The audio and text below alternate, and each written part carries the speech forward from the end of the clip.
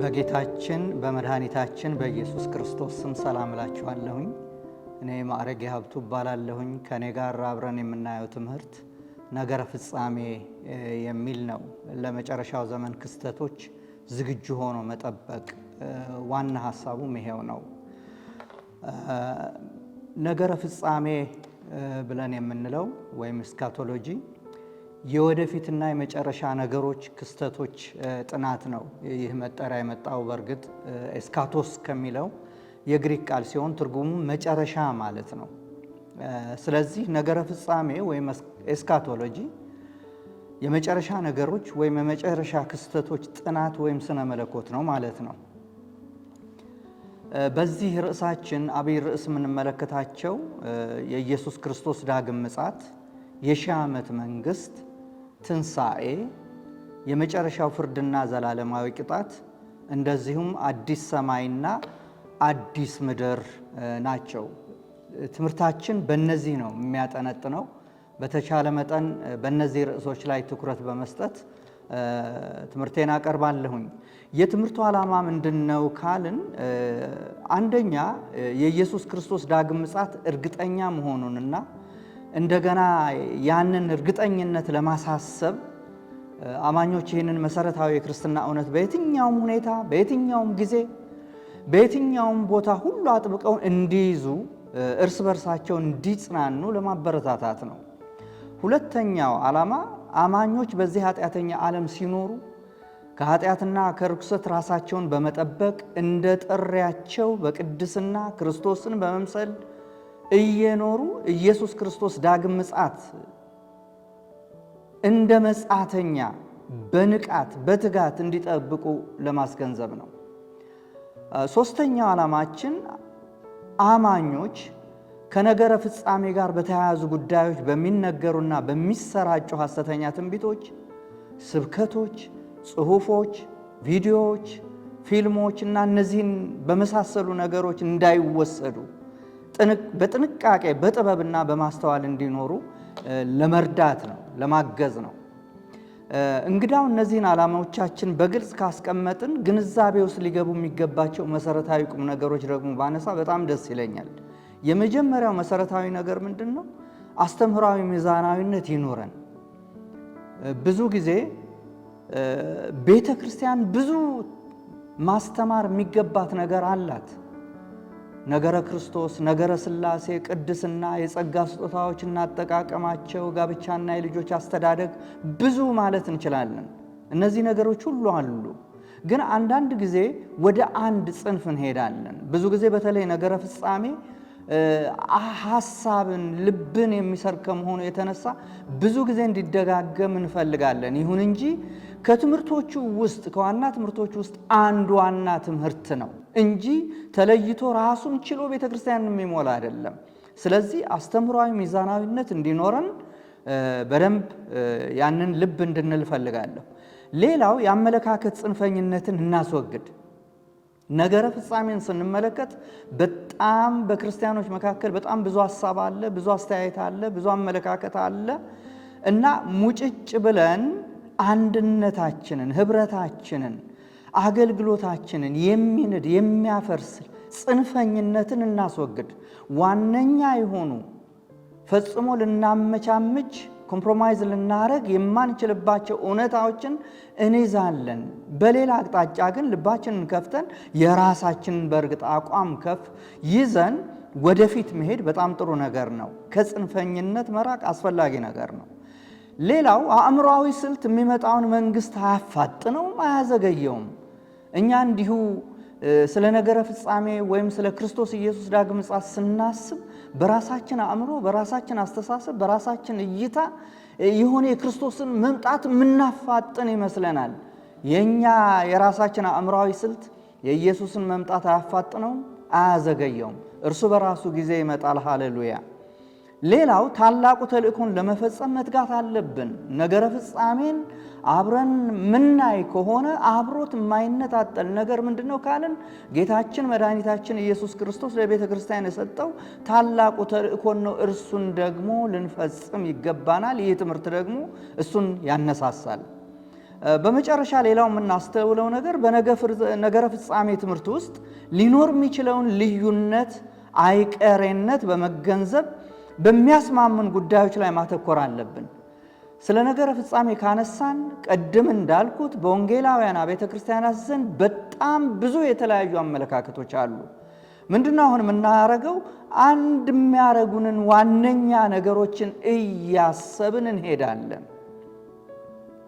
የሚያስማምን ጉዳዮች ላይ እናተኩራለን። ይልቁንም ደግሞ ወደ ቤተ ክርስቲያናችን አስተምህሮ እየመጣን እሱን ደግሞ በሚገባን እንድናስብ እንድናይ በዚህ መልኩ አእምሯችን ልባችን እንዲቃኝ ጥሪ ያደርጋለሁ። እንግዲህ ትምህርት ስለ ክርስቶስ ዳግም ምጽአትና በአጠቃላይ ስለ ነገረ ፍጻሜ አከራካሪ በሆኑ ጉዳዮች ላይ ወይም መጽሐፍ ቅዱስ በግልጽ ያላብራራቸው ወይም የማያነሳቸው ዝም ያለባቸው አማኞች በጋራ የማይስማሙባቸው ግምታዊ ሐሳቦች ላይ የሚያተኩር አይደለም። እሱን ሐሳብ ፈጽሞ ማንሳት ብዙ አልፈልግም። በዚህ ትምህርት ውስጥ ትኩረት የሚሰጣቸው ነገሮች ስለ ኢየሱስ ክርስቶስ ዳግም ምጽአት ምንነት፣ እርግጠኝነት፣ ዓላማ፣ ምልክቶቹ፣ ዳግም ምጽአቱ ለአማኞች ያለው ጠቀሜታ እና አማኞች ዳግም ምጽአቱን እንዴት መጠበቅ እንዳለባቸው ላይ የሚያተኩር ነው። ባጭሩ ይህ ትምህርት አማኞች የኢየሱስ ክርስቶስን መምጣት እርግጠኛነትና የነገረ ፍጻሜን ሐሳብ ዋና ጭብጥ በመረዳት ቀልብን ከሚስቡ የሐሰት ትምህርቶች በመሸሽ በቅድስናና እግዚአብሔርን በመምሰል እንደዚሁም በትጋትና በንቃት የኢየሱስ ክርስቶስን ዳግም ምጽአት እንዲጠብቁ ለማበረታታት ነው። ዋናው ነገር ይሄ ነው። ይሄን ካልኩ እንግዳው በዚህ ትምህርት መሰረት የምናደርገው መመሪያችን ዘዳግም 29:29 ነው። ሚስጥሩ ለአምላካችን ለእግዚአብሔር ነው። የተገለጠው ግን የዚህን ሕግ ቃሎች ሁሉ እናደርግ ዘንድ ለእኛ የዘላለም ለልጆቻችን ነው። ይሄ እውነት ነው። መሰረታችን ዋናው ይሄ ነው። ሚስጥር የሆነ ለአምላካችን ብቻ የተገለጠ እርሱ ብቻ የሚያውቀው ብዙ ነገር አለ፣ እኛም ማናውቀው። እሱን ለሱ እንተወዋለን። ግን የተገለጠ እውነት አለ ደግሞ እኛ ልንኖርበት የሚገባ እግዚአብሔር እኛ እንደሚገባን አድርጎ ለኛ የሰጠው ቃል ደግሞ አለ። ያ ቃል ደግሞ እንድናደርገው ነው። በአእምሯችን እንዲሁ ኤክሰርሳይዝ እንድናረግ አይደለም፣ የጭንቅላት ስራ እንድንሰራ አይደለም። ለኛም ለልጆቻችን በሰጠን በተገለጠ በዚህ ቃል እንኖር ዘንድ ነው። ስለዚህ ይሄ መርህ ነው በዚህ ትምህርት ላይ ለማለት ያህል ነው። እንግዲህ ወደ መጀመሪያው ርዕሴ ልምጣ። ንዑስ ርዕስ ልበለው። አንደኛው ርዕስ የኢየሱስ ክርስቶስ ዳግም ምጽአት ነው። የኢየሱስ ክርስቶስ ዳግም ምጽአት በመጽሐፍ ቅዱስ ውስጥ በግልጽ የተቀመጠ ትምህርት ነው። ቢሆንም ስላመጣጡ ጊዜን፣ ቦታን፣ ልዩ ልዩ ዝርዝር ጉዳዮችን በተመለከተ መጽሐፍ ቅዱሳችን በአብዛኛው በማያሻማ ሁኔታ በግልጽ ስላላስቀመጠው በዘመናት መካከል ለስህተት ትምህርት አንዳንድ ጊዜ ተጋላጭ እየሆነ ይመጣል። ከዚህ የተነሳ ነው ስለ ጌታችን መድኃኒታችን ኢየሱስ ክርስቶስ ዳግም ምጽአት ብዙ የተሳሳቱ ነገሮች የሚነሱት። ዛሬና ለወደፊትም ቢሆን የኢየሱስ ክርስቶስ ዳግም ምጽአት በተመለከተ ስህተት ትምህርቱ ላለመከሰቱ ዋስትና የለንም። እውነት እንነጋገር፣ ታማኞች ሆነን እንነጋገር ካልን አሁንም ሊነሳ ይችላል ብዙ የስህተት ትምህርት በዚያ አቅጣጫ። እርሱ ሲመጣ ድረስ ይህ ጉዳይ ይቀጥላል። ግን በሌላ መልኩ ደግሞ ማየት ያለብን መጽሐፍ ቅዱስ የኢየሱስ ክርስቶስን መምጣት እርግጠኛ እንደሆነ ደግሞ ነግሮናል። አጠቃላይ የሆኑ ምልክቶችን ሰጥቶናል።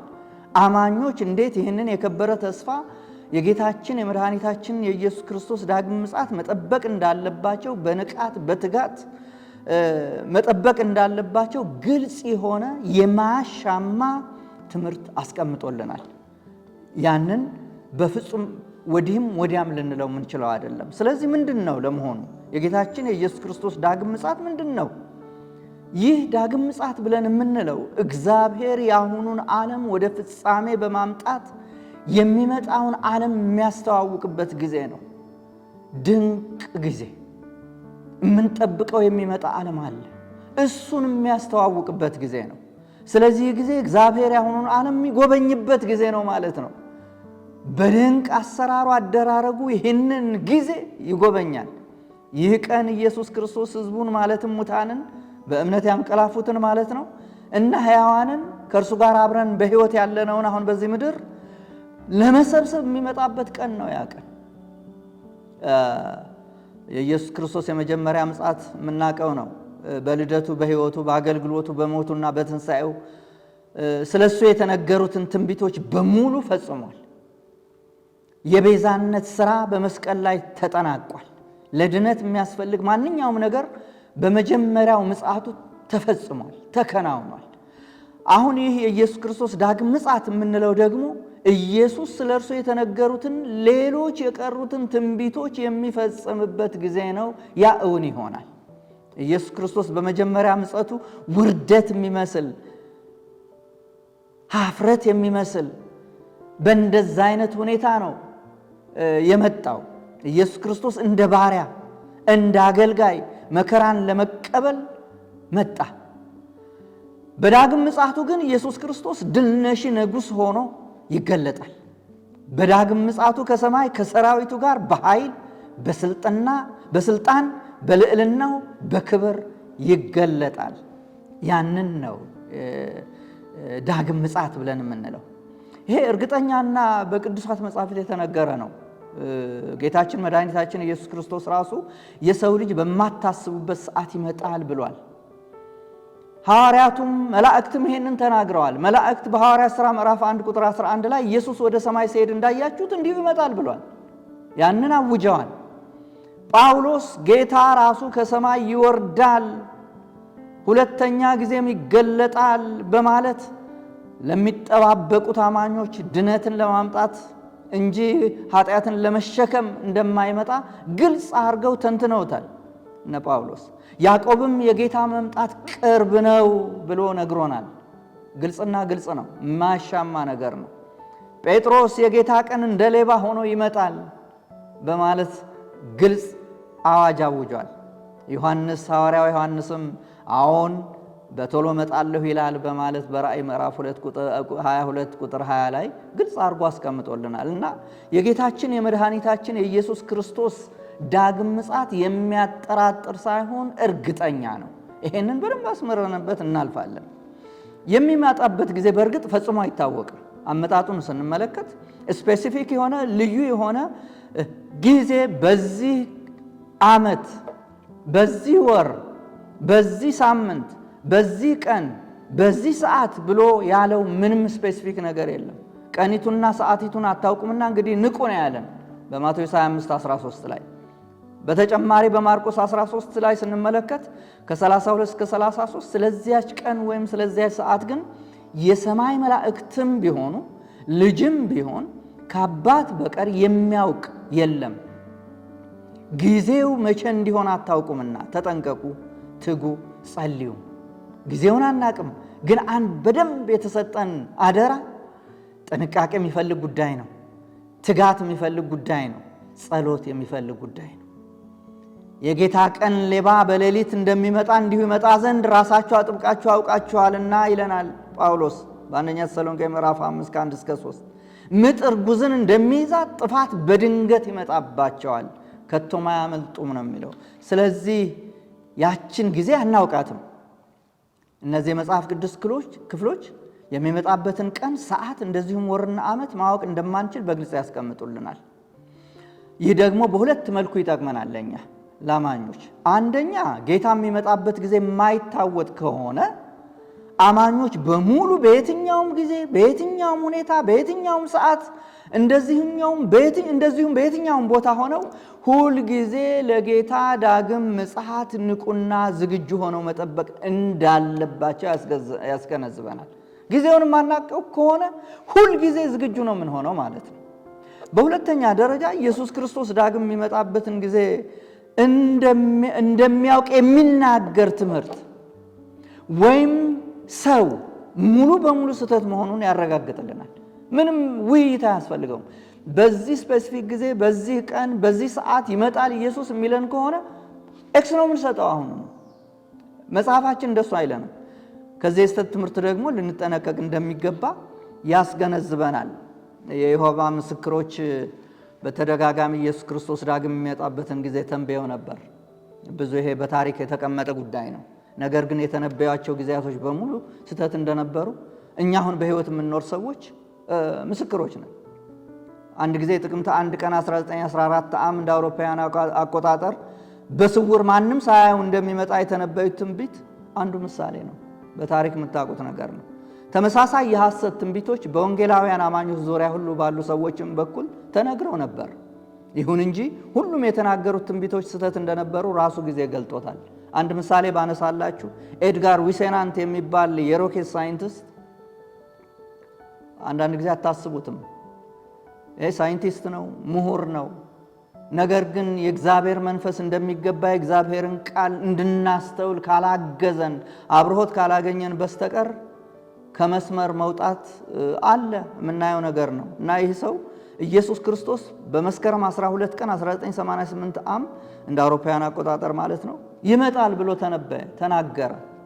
ስለዚህ የክርስቶስ ዳግም ምጽአት በተመለከተ ይሄንን አለና ግን አልሆነም።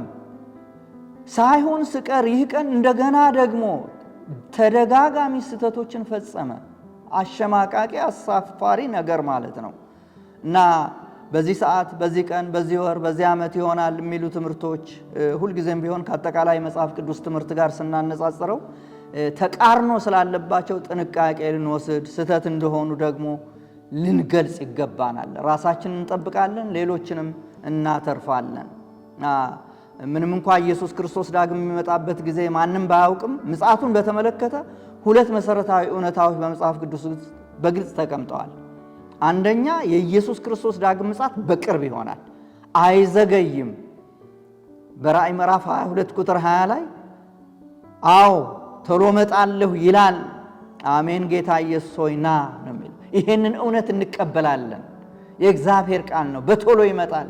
ከዚች ሰከንድ በኋላ ሊመጣ ይችላል። ሬዲ ሆነን መጠበቅ ነው የኛ ድርሻ። ኢየሱስ ክርስቶስ በድንገት ባልታሰበ ጊዜ ደግሞ ይመጣል። ማርቆስ 13:33 ላይ ጊዜው መቼ እንዲሆን አታውቁምና ተጠንቀቁ፣ ትጉ፣ ጸልዩ። ቅድም ያነበብኩት ጥቅስ ነው። ስለዚህ ምንም ስፔሲፊክ ጊዜውን ባናቀው እሱ ግን ይመጣል፣ አይዘገይም። ስለዚህ ልንጠነቀቅ፣ ልንተጋ፣ ልንጸልይ ይገባናል ማለት ነው። ታዲያ የመምጣቱ ዓላማ ምንድን ነው? ይሄንን ደግሞ መነጋገሩ በጣም አስፈላጊ ነው። የመጀመሪያው ዓላማው የጀመረውን የድነት እቅድ ለማጠናቀቅ ነው። እኛ ብዙ ጊዜ ስናስተምር ስለ ድነት ድነናል፣ እየዳንን ነው፣ እንድናለን እንላለን። የእግዚአብሔርም ቃል መዳናችሁን ፈጽሙ ይላል። እግዚአብሔር በዘላለም እቅዱ በዘላለም ፕሮግራሙ በክርስቶስ ኢየሱስ የመስቀል ሥራ ዋጅቶናል፣ ድነናል፣ እየዳንን ነው። ይህ ድነት ይፈጸማል። ያ ድነት እንዲፈጸም ኢየሱስ ይመጣል። ሃሌሉያ። ሌላው ሁለተኛው በሕያዋንና በሙታን ላይ የመጨረሻ ፍርድ ሊሰጥ ይመጣል። ጻድቅ አምላክ፣ የፍትህ አምላክ የመጨረሻውን ፍርድ ለመስጠትና ታሪክን ለመጠቅለል ይመጣል። ፍርድ አለ፣ ፍትህ ይገለጣል። በሶስተኛ ደረጃ መንግስቱን ለመመስረት ወይም ደግሞ መንግስት ትምጣ እያልን ስንጮህ የነበረውን ጸሎት እውን ለማድረግ ያ ፐርፌክት የሆነ ፍጹም የሆነ መንግስት ለመመስረት ይመጣል ኢየሱስ። በአራተኛ ደረጃ ቅዱሳንን ለመሸለምና አጠቃላይ ተሐድሶ ለማምጣት ኢየሱስ ይመጣል። በአምስተኛ ደረጃ ሰይጣንና አገዛዙን ለመገርሰስ ይመጣል። አሁን የምንኖረው በዚህ ሰይጣን በሚገዛው ዓለም ነው፣ ኃጢአተኛ ዓለም ነው። ኢየሱስ ሲመጣ ግን የሰይጣን ስልጣን ይገረሰሳል፣ አገዛዙ ይናዳል። ክርስቶስ ኢየሱስ ኦቨርቴክ ያደርጋል፣ ይገዛል። እሱ ሙሉ በሙሉ ይገዛል በሙላት። ያ ምናፍቀው ነው። በመጨረሻም ኢየሱስ የቤተ ክርስቲያን ተስፋ እውን ለማድረግ ይመጣል። ያ ተስፋ ለቤተ ክርስቲያን የተሰጠ ተስፋ፣ የከበረ ተስፋ የእሱ መምጣት ነው። እየጠበቀች ነው። ጌታ ሆይና፣ አሜን ጌታ ኢየሱስ ሆይና እያለች እየጮኸች ነው። እሱ ይመጣና ይህንን የቤተ ክርስቲያን ተስፋ እውን ያደርጋል። አሜን ሃሌሉያ፣ ስሙ ብሩክ ይሁን። ታዲያ የመምጣቱ ምልክቶች ምንድን ናቸው ብለን ስንል በሁለት መልኩ ልንከፍላቸው እንችላለን። የመጀመሪያው አሉታዊ ምልክቶች ናቸው። ሰው ሰራሽ ተፈጥሯዊ ምልክቶች ይታያሉ። ጌታችን መድኃኒታችን ኢየሱስ ክርስቶስ ይህንን በሚገባ በግልጽ አስተምሯል። የጦር ወሬ ትሰማላችሁ ብሎናል። ሕዝብ በሕዝብ ላይ መንግስት በመንግስት ላይ ይነሳል። እልቂት ይሆናል፣ ረሃብ ይሆናል፣ ጉስቁልና ይሆናል። እነዚህ የምጣር መጀመሪያ ናቸው ብሎናል። እነዚህ አሉታዊ ምልክቶች ናቸው። አንዱ ማለት ነው የመጀመሪያው ሰው ሰራሽ ተፈጥሯዊ ምልክቶች። ሁለተኛው አሉታዊ ምልክቶች አማኞች ነን በሚሉት ዘንድ ክህደትና እኔነት ይገለጣል። ወገኖች ይህንን ልታስተውሉ እፈልጋለሁ። በሁለተኛ ጢሞቴዎስ ምዕራፍ 3 ከ1 እስከ 5 ስንመለከት ነገር ግን በመጨረሻው ቀን የሚያስጨንቅ ዘመን እንዲመጣ ይህን እወቅ። ሰዎች ጨካኞች፣ መልካም የሆነውን የማይወዱ፣ ከዳተኞች፣ ችኩሎች፣ በትዕቢት የተነፉ፣ ከእግዚአብሔር ይልቅ ተድላን የሚወዱ ይሆናሉ። የአምልኮ መልክ አላቸው፣ ኃይሉን ግን ክደዋል። ይሄ በአማኞች መካከል የሚገለጥ ነገር ነው። ስሙን ይጠራሉ፣ ቤተ ክርስቲያን ይሄዳሉ። ሕይወታቸው ግን ከማያምኑ ሰዎች ጋር የሚመሳሰል ነው። ጨካኞች ናቸው፣ መልካም የሆነውን የማይወዱ ናቸው፣ ከዳተኞች ናቸው፣ ትዕቢተኞች ናቸው፣ እኔነት የተሞሉ ናቸው። የአምልኮ መልክ አላቸው፣ ስርዓት ያከናውናሉ። ያ መንፈስ ቅዱስ በሕይወታቸው ሊሰራ እንደሚችል እና ሊለውጣቸው ክርስቶስን ሊመስሉ እንደሚችሉ እንዲችሉ የሚያደርገውን ኃይል ግን ክደውታል። በሕይወታቸው ለውጥ የለም፣ አናይም። ሌላው አሉታዊ ምልክት ሐሰተኛ ክርስቶሶችና ነቢያቶች ይነሳሉ። ይህንን ራሱ ጌታችን መድኃኒታችን ኢየሱስ ክርስቶስ ነግሮናል። ብዙ ሐሰተኛ ክርስቶሶች በአካባቢያችን እየተነሱ ነው፣ በምድራችን እየተነሱ ነው፣ በዓለም ዙሪያ እየተነሱ ነው። ትልቅ ተግዳሮት ለቤተ ክርስቲያን የሆነ ጉዳይ ነው፣ የምታውቁት ጉዳይ ነው። እነዚህ ሐሰተኛ ክርስቶሶች የሐሰተኛውን ክርስቶስ መንገድ እያመቻቹ ነው። እሱ ደግሞ አልቲሜትሊ ይገለጣል። ያ ምልክት ነው። ሌላው ምልክት የክርስቶስ ተቃዋሚ የጥፋት ልጅ መገለጥ ነው። ይገለጣል። ያመቻቹለትና መጨረሻው ሰዓት ላይ የክርስቶስ ተቃዋሚ ይመጣል። ይሄ ምልክት አለ። በዚያ እናውቃለን የመጨረሻው ጊዜ እንደሆነ። ሌላው ታላቁ መከራ ይሆናል። ጌታችን ኢየሱስ ክርስቶስ እንዳስተማረን በዚያ ወራት እግዚአብሔር ከፈጠረው ከፍጥረት መጀመሪያ ጀምሮ እስካሁን ድረስ ያልሆነ ደግሞም የማይሆን ከዛ በኋላ ማለት ነው የመከራ አይነት ታላቅ መከራ ይከሰታል። ያ ይመጣል። ይሄ ምልክት ነው እና በሰማይ ደግሞ ምልክቶች ይሆናሉ። በዚያን ወራት ከዚያ መከራ በኋላ ፀሐይ ይጨልማል፣ ጨረቃ ብርሃኗን አትሰጥም፣ ከዋክብትም ከሰማይ ይወድቃሉ፣ የሰማያትም ኃይላት ይናወጣሉ። እነዚህ አሉታዊ የሆኑ የመምጣቱ ምልክቶች ናቸው። አዎንታዊ የሆኑት ምልክቶች ምንድን ናቸው? የመጀመሪያው የመጽሐፍ ቅዱስ ትንቢቶች ይፈጸማሉ። ጌታችን ኢየሱስ እንዳስተማረን ይህ ሁሉ እስኪሆን ድረስ የትውልድ አያልፍም ብሎ ነግሮናል። ይከናወናሉ። ትንቢቶቹ በመጽሐፍ ቅዱስ ያሉ ትንቢቶች ይፈጸማሉ። ሁለተኛው የመንግስት ወንጌል በዓለም ሁሉ ይሰበካል፣ በግልጽ ተነግሯል። ይሄ ሶስተኛው መንፈስ ቅዱስ በሙላት ይወርዳል። በበዓለ ሃምሳ የሆነው ብቻ አይደለም፣ ከዛ በኋላ መንፈስ ቅዱስ በሙላት ይወርዳል። ሰዎች ትንቢት ይናገራሉ፣ ሽማግሌዎች ሕልምን ያልማሉ፣ ጎበዞች ራእይን ያያሉ። በወንዶችና በሴቶች ባሪያዎቹ ላይ ጌታ መንፈሱን ያፈሳል፣ በሙላት ይገለጣል። ሌላው ምልክት የእስራኤል ድነት ይሆናል። ብዙ በመጽሐፍ ቅዱስ ውስጥ የምናየው ነው። ሮሜ ምዕራፍ 11 ላይ ጳውሎስ በብዙ ቦታ ገልጾታል ይሄንን ነገር። ስለዚህ እነዚህ አዎንታዊና አሉታዊ ምልክቶች አሉ፣ ምልክቶቹ አሉን። እንግዲያው አመጣጡን ደግሞ እንመልከት። የሚመጣው እንዴት ነው? ይሄን ማየት ያስፈለገን ብዙ አይነት አስተምህሮች ስላሉ ነው። ኢየሱስ ክርስቶስ በድንገት ራሱ እየታየ በአካል በማያሻማ ሁኔታ ወደዚህ ምድር ይመጣል። የኢየሱስ ክርስቶስ ዳግም ምጽአት የአዲስ ኪዳን ዋነኛና የከበረ ተስፋ ነው። ስለዚህ እንደ ቃሉ ነው። ሐዋርያት ሥራ ምዕራፍ 1 ቁጥር 1 መላእክቱ እንዳሉት ነው። ይህ ከናንተ ወደ ሰማይ የወጣው ኢየሱስ ራሱ ኢየሱስ የከበረው ጌታ ወደ ሰማይ ሲሄድ እንዳያችሁት እንዲሁ ይመጣል። እያያችሁት በአካል ይመጣል ነው የሚለው። በአንደኛ ተሰሎንቄ ምዕራፍ 4 ቁጥር 16 ላይ ያንን ነው የሚለው። ጌታ ራሱ በትእዛዝ በመላእክትም አለቃ ድምፅ በእግዚአብሔር መለከት ከሰማይ ይወርዳልና።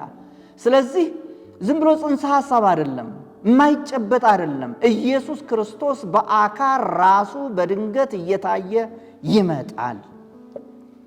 እንግዲህ አማኞች ምንድነው በክርስቶስ መምጣት የሚጠብቃቸው ሽልማት? አንደኛ ከንጉሱ ጋር በክብር ይገለጣሉ።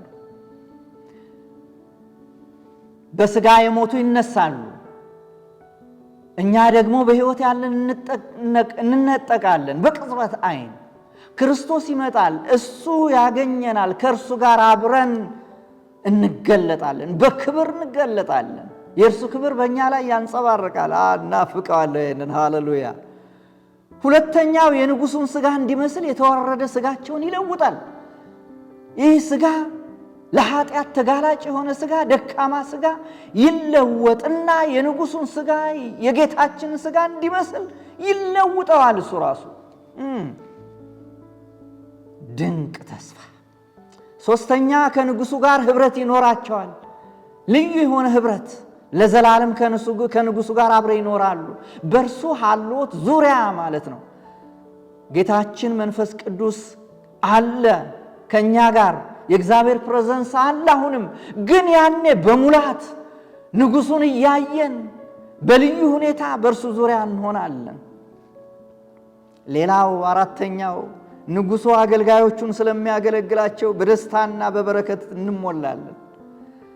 ብፁዓን ናቸው ይላል መጽሐፍ ቅዱስ። ኢየሱስ ክርስቶስ ወዳዘጋጀልን ቤት ስንሄድ እርሱ ጉድ ጉድ እያለ ያገለግለናል። ያ ድንቅ ጌታ እና ደስታ ይሆናል፣ ሐሴት ይሆናል፣ በረከት ይሆናል።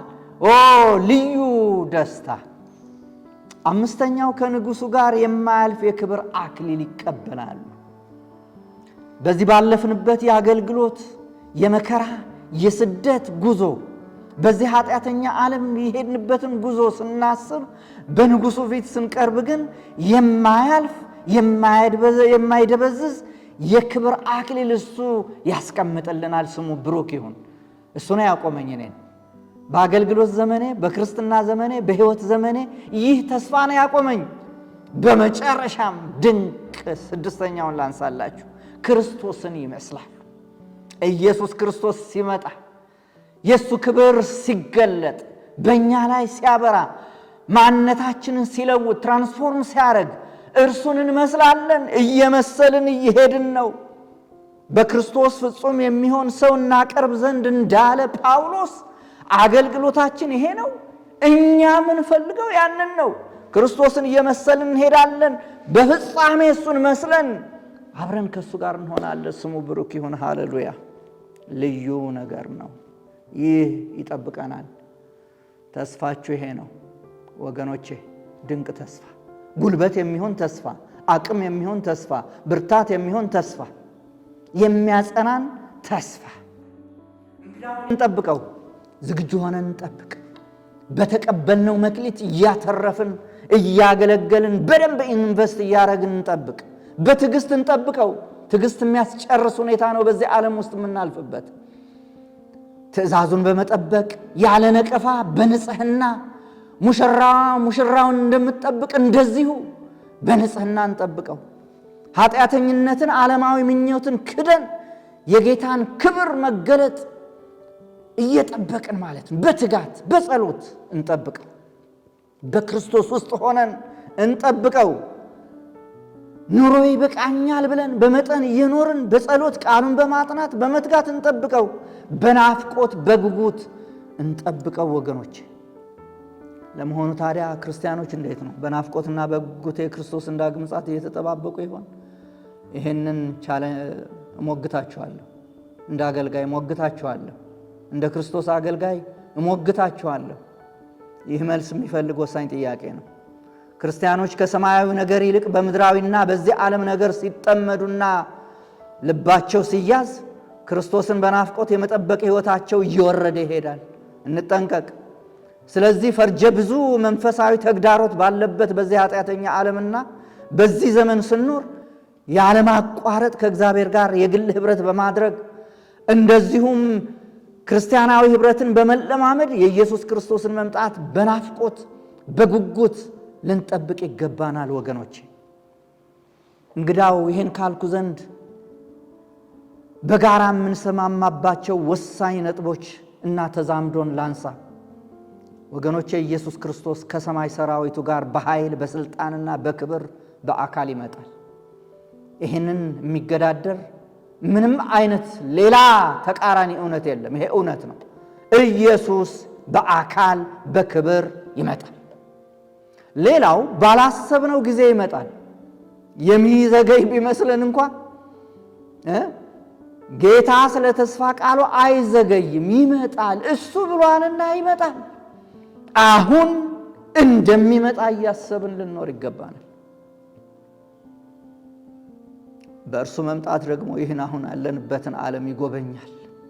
ይህ ዓለም ሲጎበኝ እረፍት ይሆናል፣ ሐሴት ይሆናል፣ ደስታ ይሆናል። እኛም ከሐዋርያቱ ጋር ድምፃችንን ከፍ አድርገን በእርግጠኝነት አሜን ጌታ ኢየሱስ ሆይ ና እያን ልንቃትት ይገባናል። ይሄ ጊዜ የማይሽረው እውነት ነው። በጋራ የምንስማማበት እውነት ነው። እኛ አማኞች ራሳችንን ከዚህ ዓለም ኃጢአት፣ ርኩሰት እና እድፈት በመጠበቅና ክርስቶስን በመምሰል እየተመላለስን ሙሽራውን በንቃትና በትጋት ልንጠብቀው ይገባል። ይህ እውነት በወንጌላውያን አማኞች ሁሉ ዘንድ ተቀባይነት ያለው እውነት ነው። የምንስማማበት እውነት ነው። በዚህ አቅጣጫ ራሳችንን ልንፈትሽ ይገባናል። ሌላው አሁን የእግዚአብሔር ልጆች ነን። ድንቅ ልጅነት ለተቀበሉት ሁሉ ግን በልጁ ለሚያምኑት፣ በስሙ ለሚያምኑት፣ በመስቀል ላይ በተሰቀለው ጌታ ለሚያምኑት የእግዚአብሔር ልጆች የሆኑ ዘንድ ስልጣንን ሰጥቷቸዋል። ይህ ስልጣን ነው ያለን፣ የልጅነት ስልጣን፣ ድንቅ ልጅነት። ኢየሱስ ክርስቶስ ሲገለጥ ግን እርሱን እንዳለ እናየዋለን። ክርስቶስን እንድንመስል ደግሞ እናውቃለን። ያኔ እንደ ሙሴ የሚሻር ክብር አይደለም። የፊታችን የጌታን ክብር ለዘላለም ያብለጨልጫል። የማይሻር ክብር፣ የማይደበዝዝ ክብር ነው። ያንጸባርቃል የእግዚአብሔር ክብር በእኛ ላይ። ድንቅ ክብር፣ ድንቅ ፍጻሜ። ሃሌሉያ። በዚህ ብዙ መከራ፣ በሽታ፣ ተግዳሮት፣ ሐዘን፣ የልብ ስብራት፣ እንቆቅልሽ፣ ስጋት፣ ኢፍትሃዊነት በሉት በተሞላ ኃጢአተኛ ዓለም ስንኖር አንድ ተስፋ አለን። ታላቅ ተስፋ፣ የከበረ ተስፋ። ጌታችን ኢየሱስ ክርስቶስ ወደ ዘላለም ዕረፍት ሊያስገባን እንደገና በክብር በኃይል ይመጣል። ሃሌሉያ። ስለዚህ ወገኖቼ ይሄው በተስፋ ደስ ይበላችሁ፣ በመከራ ታገሱ፣ በጸሎት ጽኑ። ኢየሱስ ይመጣል። ሞትን ለዘላለም ይውጣል። ጌታ እግዚአብሔር ከፊት ሁሉ እንባን ያብሳል። የሕዝቡን ስድብ ከምድር ሁሉ ላይ ያስወግዳል። እግዚአብሔር ተናግሯልና ይሆናል። በዙፋኑ መካከል ያለው በጉ እረኛችን ይሆናል። ወደ ሕይወት ውሃ ምንጭ ይመራናል። እግዚአብሔር እንባችንን ሁሉ ከዓይናችን ያብሳል። ሞት ከእንግዲህ ወዲህ አይሆንም። ሐዘን ቢሆን ወይም ስቃይ ወይም ጩኸት ከእንግዲህ ወዲህ አይሆንም። የቀደመው ሥርዓት፣ ይህ አሁን የምናየው ሥርዓት ያልፋል በእርሱ መምጣት ምክንያት። ስሙ ብሩክ ይሁን። ይህ የከበረ ተስፋ ላንተ አለ ወንድሜ፣ ላንቺ አለ እህቴ። ክብር ለእርሱ ይሁን። አሜን።